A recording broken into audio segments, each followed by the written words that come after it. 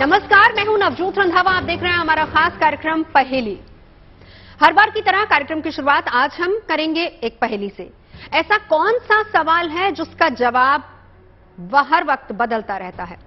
आप ढूंढिए इस पहेली का जवाब, हम आपको इसका जवाब कार्यक्रम के आखिर में देंगे। फिलहाल शुरू करेंगे हमारी आज की पहेली।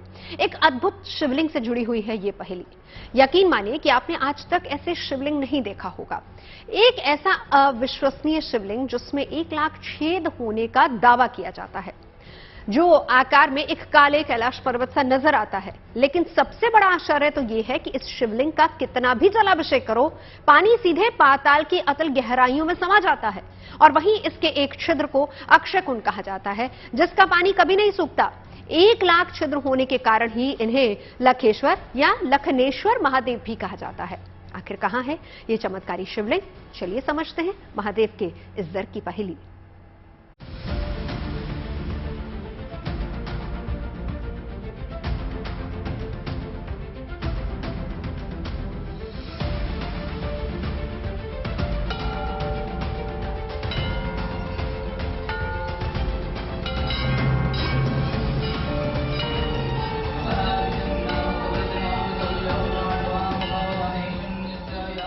ये पहेली है आस्था, भक्ति और चमत्कार की। 1.25 लाख लिंग के रूप में यहाँ उनकी पूजा होती है। 1.25 लाख लिंग ही माना जाता है। ये पहेली है शिवलिंग से अदृश्य होती जल की धार की। कहते हैं कि इस शिवलिंग पर अर्पित किया हुआ जल कहां जाता है, कोई नहीं जानता। सभी छिद्रों में जल भरा रहता है। यहाँ पर सभी की मन्नत पूरी होती है। और ऐसा शिवलिंग जो 1000 छिद्रों वाला है, रेयर है। कोई कहता है कि इसका जल पाताल में समा जाता है, तो कोई कहता है कि इस मंदिर के अक्षय कुंड का पानी कभी नहीं सूखता।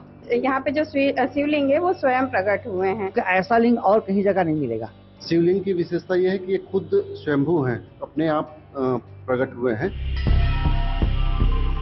आखिर इस मंदिर में 1.25 लाख चावल के दानों को चढ़ाने की परंपरा का क्या रहस्य है?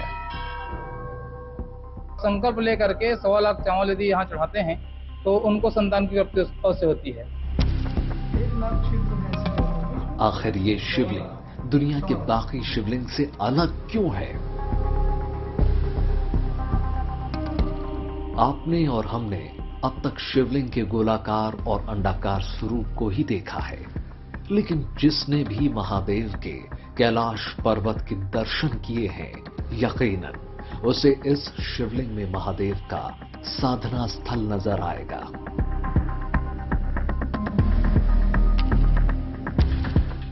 भारत में भोलेनाथ के कई चमत्कारिक शिवलिंग स्थापित हैं, जिनकी महिमा अनंत है।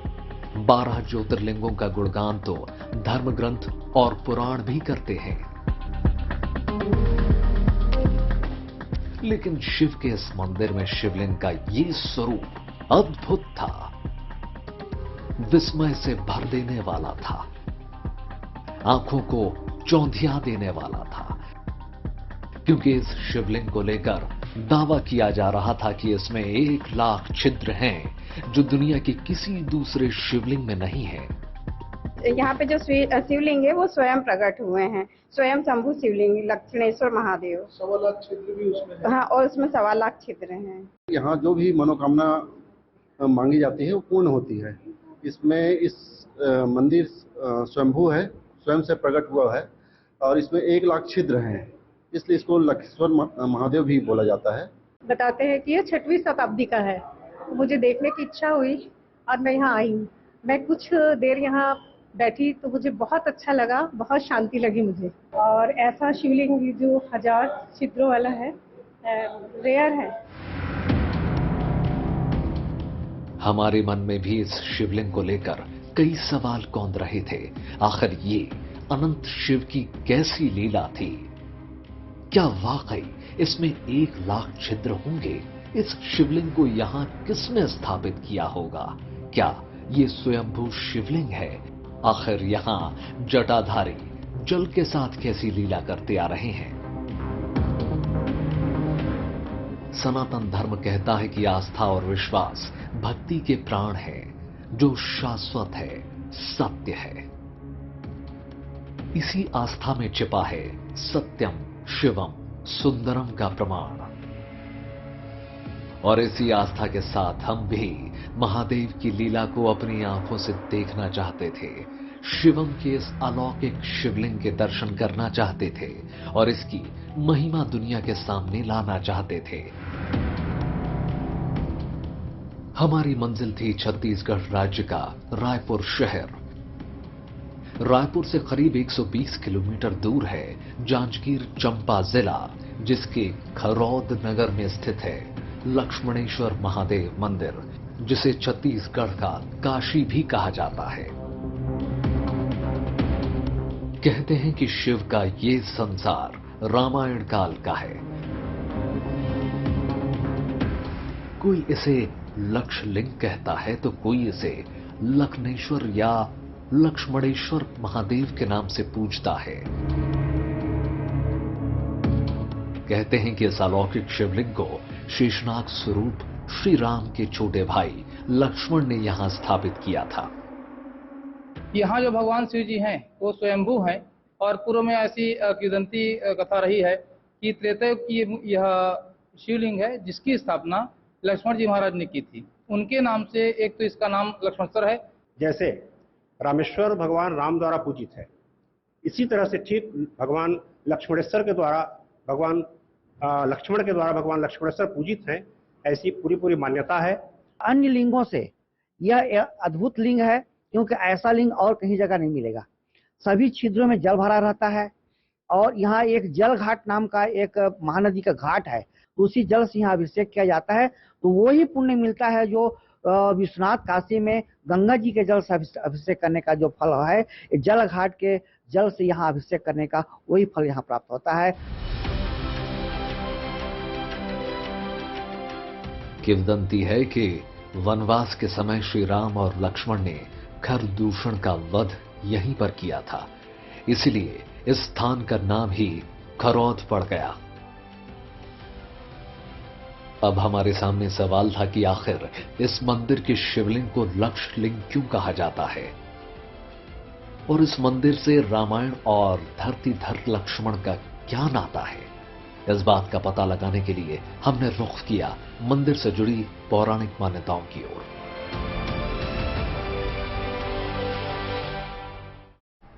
लक्षलिंग जमीन से करीब 30 फीट ऊपर है और इसे स्वयंभू भी कहा जाता है। ऐसी मान्यता है कि त्रेता युग में लंका विजय के पहले लक्ष्मण ने यहां खर और दूषण के वध के बाद ब्रह्म हत्या के पाप से छुटकारा पाने के लिए महादेव की स्थापना की थी और इसीलिए इसे लक्ष्मणेश्वर महादेव के नाम से जाना जाता है।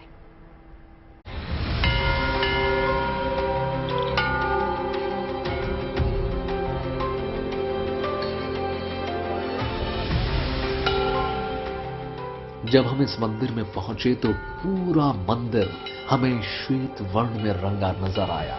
इसके बाहरी द्वार पर 2 सिंहों की प्रतिमाएं पहरेदार की मुद्रा में दिखाई दे रही थीं। गर्भगृह की बाहरी द्वार पर मां गंगा और मां यमुना द्वारपाल की मुद्रा खड़ी थी। मंदिर के खंभों पर रामायण और महाभारत के प्रसंगों को बहुत ही खूबसूरती के साथ उकेरा गया था। मंदिर के प्रवेश द्वार में 2 स्तंभ हैं। इसमें से एक स्तंभ में रावण शिव तांडव स्तोत्र की स्तुति कर रहा है। इसी प्रकार दूसरे स्तंभ में राम सुग्रीव मित्रता और बाली वध का सुंदर चित्रण किया गया है। इसके नीचे द्वारपाल जय और विजय की मूर्ति है। इस मंदिर का सबसे बड़ा अजूबा तो इसकी रहस्यमयी शिवलिंग से जुड़ा हुआ है।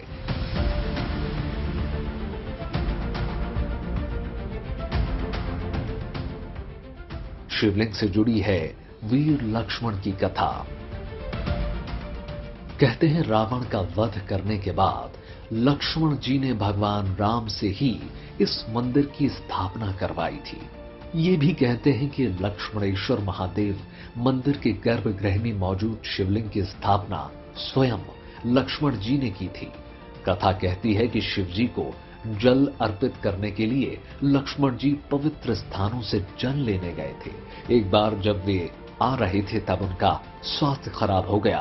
कहते हैं कि शिवाजी ने बीमार होने पर लक्ष्मण जी को सपने में दर्शन दिए और इस शिवलिंग की पूजा करने को कहा।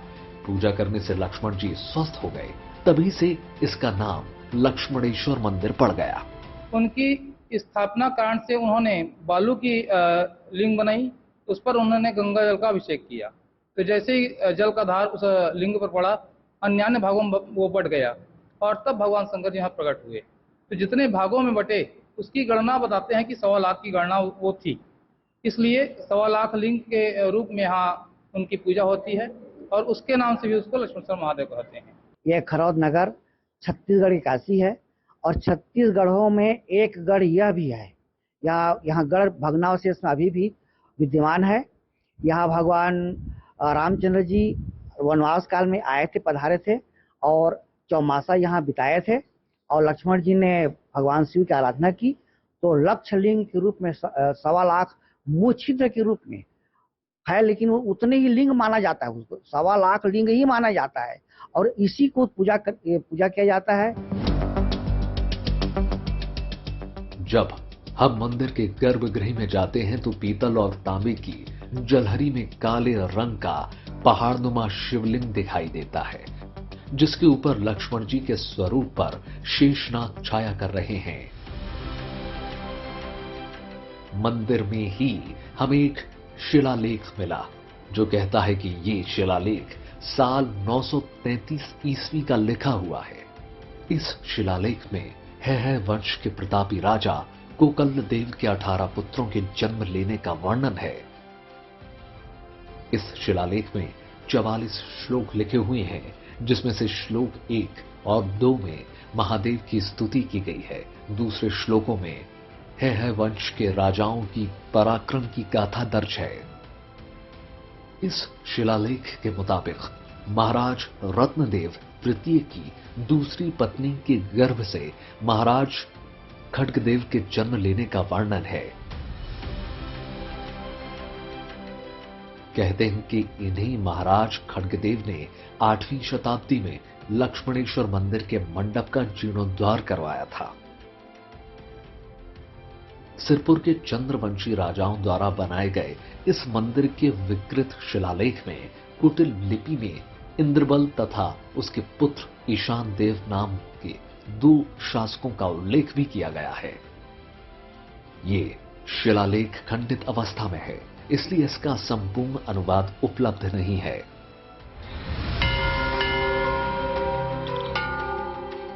यह मंदिर नगर के प्रमुख देव के रूप में पश्चिम दिशा में स्थित है।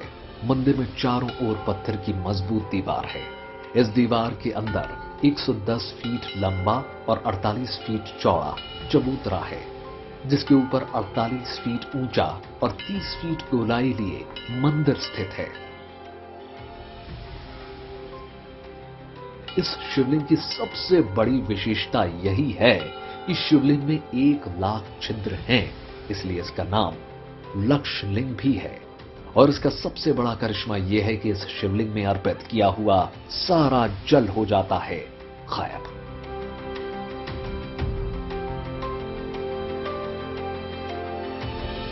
इस मंदिर का मैंने काफी नाम सुना है और ये काफी प्राचीन मंदिर है। लगभग 8वीं शताब्दी का मंदिर है ये और काफी लोगों की आस्था है यहाँ पे और काफी दूर दूर से लोग आते हैं यहाँ पर।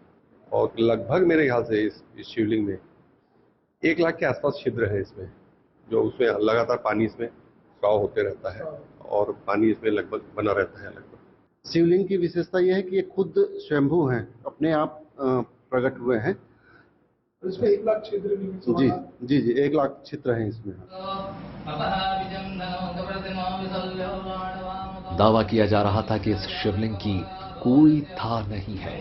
इसमें चढ़ाया गया जल पाताल में समा जाता है और पीछे छोड़ जाता है एक पहेली, जिसका जवाब आज तक कोई नहीं जान पाया।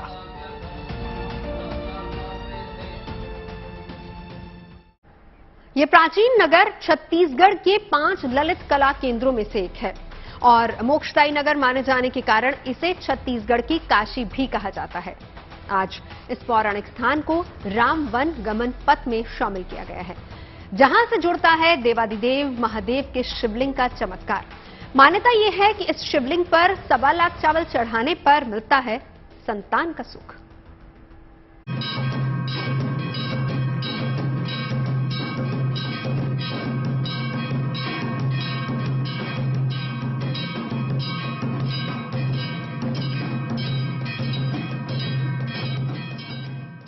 जहां जहां राम, वहां वहां लक्ष्मण।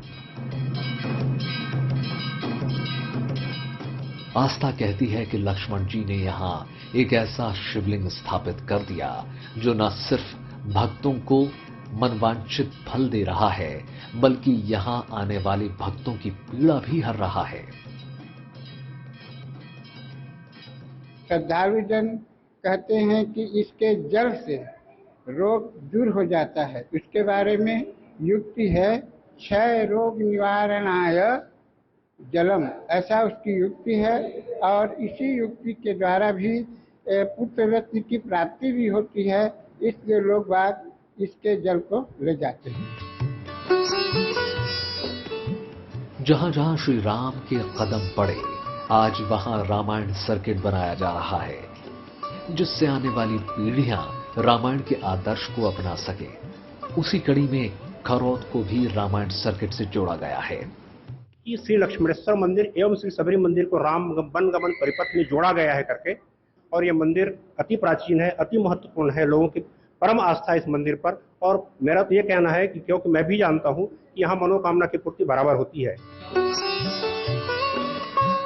कहते हैं कि शिव जी को श्वेत पुष्प अर्पित किया जाता है, परंतु लक्ष्मणेश्वर महादेव शिवलिंग में श्वेत पुष्प के साथ साथ लक्ष्मण जी के नाम से नील कमल भी अर्पित करना चाहिए। ऐसा करने से शिवजी पूजन का पूर्ण फल प्रदान करते हैं। साथ ही महादेव के शिवलिंग पर 1.25 लाख चावल के दाने अर्पित करने से लक्षलिंग मनोकामना पूर्ति का वरदान देते हैं।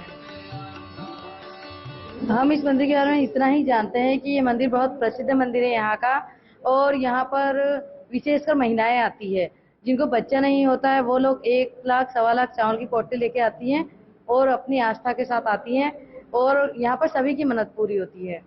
इसी मान्यता के साथ हम लोग भी आए थे। इस मंदिर की आस्था ये है कि यहाँ पर 1 लाख चावल पोटली बनाकर उसमें 1 लाख चावल के दाने डालकर यहाँ पे लाया जाता है, जिससे ये मान्यता है कि यहाँ पे आती है जो महिला, उसकी गोद भर जाती है।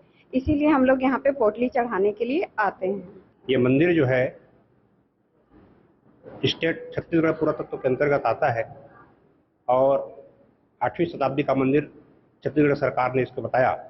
उसके अनुसार 8वीं शताब्दी का मंदिर है। यहाँ 1.25 लाख लिंग ऐसा बताते हैं, और इसे लखर चढ़ाने का महत्व है। लखर का मतलब होता है लक्ष्य चावल, गिनती करके लाख चावल को पोटली में बांध करके यहाँ चढ़ाया जाता है, जिसका बहुत ही महत्व है। शिव आदि हैं, अनंत हैं, वो सृष्टि के सृजनकर्ता हैं, जिनकी लीला की कोई था नहीं है। इसी तरह से लक्ष्मणेश्वर महादेव में जल की धारा का पाताल में समाना कोई चमत्कार है या कुदरत का कोई करिश्मा, ये हम नहीं कह सकते। कोई नहीं जानता कि शिवलिंग के अक्षय कुंड का पानी कभी सूखता क्यों नहीं है, लेकिन एक सत्य सनातन है, जहां आस्था होती है वहां विश्वास होता है, और जहां विश्वास होता है वहीं ईश्वर का वास होता है। खरौद के जांजगीर चांपा से मनीष शरण, bureau report, good news today. तो थी ना ये दिलचस्प पहेली। वैसे कार्यक्रम की शुरुआत में भी हमने आपसे एक पहेली पूछी थी। उम्मीद करती हूं कि आपने जवाब ढूंढ लिया होगा। अगर नहीं बूझ पाए तो उसका जवाब मैं आपको देती हूं। वैसे पहेली ये थी कि ऐसी कौन सा सवाल है जिसका जवाब हर वक्त बदलता रहता है? तो इसका आसान सा जवाब है टाइम। आज की इस पहेली में बस इतना ही। देश और दुनिया की ताजा तरीन खबरों के लिए आप देखते रहिए गुड न्यूज टुडे।